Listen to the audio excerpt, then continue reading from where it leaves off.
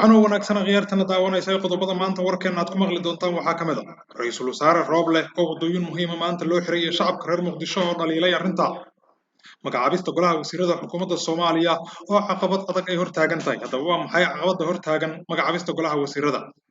Rooble oo kormeeray qaar ka mid ah isbitaalada Muqdisho iyo bahda caafimaadka iyo Rooble oo arrinta ka wada hadlay barnaamijka ayaad ku daawan doontaan dhageystayaal waxaa kaloo warkeena ku daawan doontaan reer Hiiraan oo shaaciyay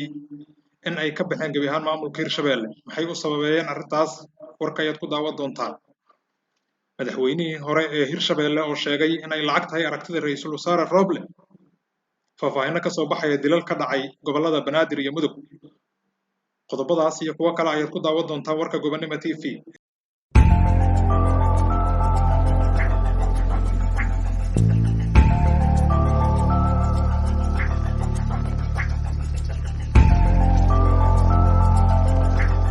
ra-iisul wasaaraha xukuumadda federaalka ee Soomaaliya ayaa maantay kormeeray qaar ka mid ah isbitaalada magaalada Muqdisho iyadoona in muddo ay hakad ku jiraan dhaqdhaqaaqyada iyo ganacsiga isu socodka gaadiidka iyo dadweynaha ee qaar ka mid ah wadooyinka magaalada Muqdisho waxaa ra-iisul wasaaraha iyo wafdi uu hogaaminayo kormeer ku tageen isbitaalada Martini Banaadir iyo Yardameyli kuwaasoo dhammaantoodba ay gacanta ku hayso dowladda federaalka ee Soomaaliya waxaa ra-iisul wasaaruhu uu kulamo la qaatay bahda caafimaadka ee ka howlgala isbitaaladaas iyagoo ka wada hadlay adeega bulshada ay u hayaan iyo in la sii laba jibaaro waa markii ugu horeysay ee ra-iisul wasaare Rooble tan iyo markii xilkan loo magacaabay uu kormeer ugu baxo qaybo ka mid ah magaalada Muqdisho oo waa markii ugu horeysay oo markii xilkan loo magacaabay tan iyo markii xilkan loo magacaabay uu kormeero qaybo ka mid ah gobolka Banaadir waxaana maanta intii uu socdaalka ku jiray ra-iisul wasaaruhu xiraa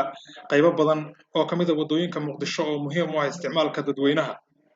qaar ka mid ah dadkii maanta wadooyinkaas ku lugeynaya ayaa sheegay in ay dhibaato ku qabaan xiraanshiyaha wadooyinka oo markii horeba ciriiri isaga jiray taas oo loo sababeeyay socdaalka ra-iisul wasaaraha uu maanta ku tagayay qaar ka mid ah isbitaalada ka howlgala magaalada Muqdisho iyadoo dadkuna ay ku baaqayeen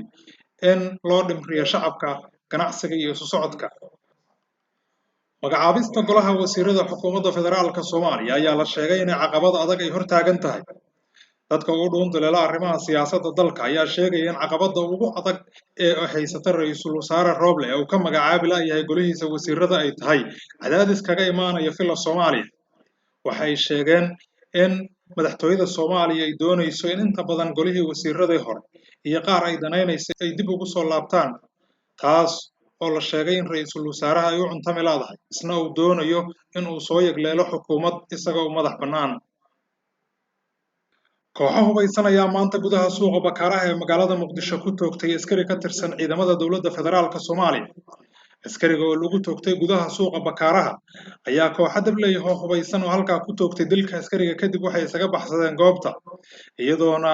in muddo kadib goobta dilka laga geystay ciidamo ka tirsan kuwa dowladda federaalka Soomaaliya ay ka qaadeen meydka askariga la toogtay kooxihii dilka geystay ayaa goobta isaga baxsaday waxaana dilka askarigan sheegtay dhaqdhaqaaqa al-shabaab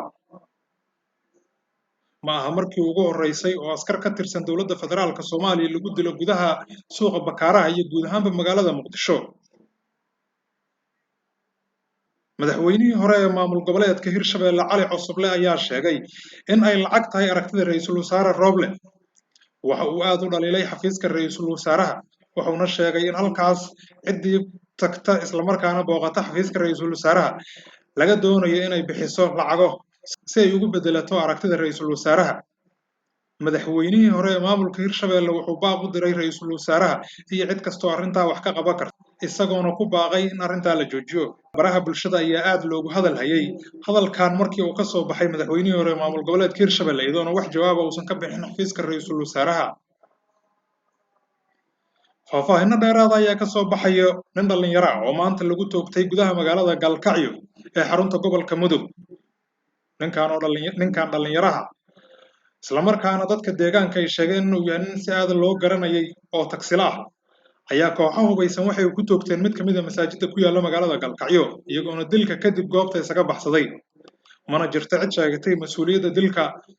loo geysta ninka dhalinyarada ah. Banaanbax ballaaran oo looga soo horjeedo maamul goboleedka Hirshabelle ayaa maanta lagu qabtay magaalada Beledweyne ee xarunta gobolka Hiiraan. Banaanbaxan oo ah mid si heer sare loo soo agaasimay isla markaana ay kasoo qayb galeen qaybaha kala duwan ee bulshada ayaa maanta ka dhacay magaalada Beledweyne ee xarunta gobolka Hiiraan. Dibadbaxayaasha ayaa socdaal dheer ku maray guud ahaanba magaalada Beledweyne ee xarunta gobolka Hiiraan iyagoo ku qaylinayay erayo ka dhan ah hab dhismeedka cusub ee maamul goboleedka Hirshabelle. Baxan maanta ka dhaca magaalada Beledweyne ee xarunta gobolka Hiiraan wuxuu ku soo aadayaa xilli walaac laga muujinayo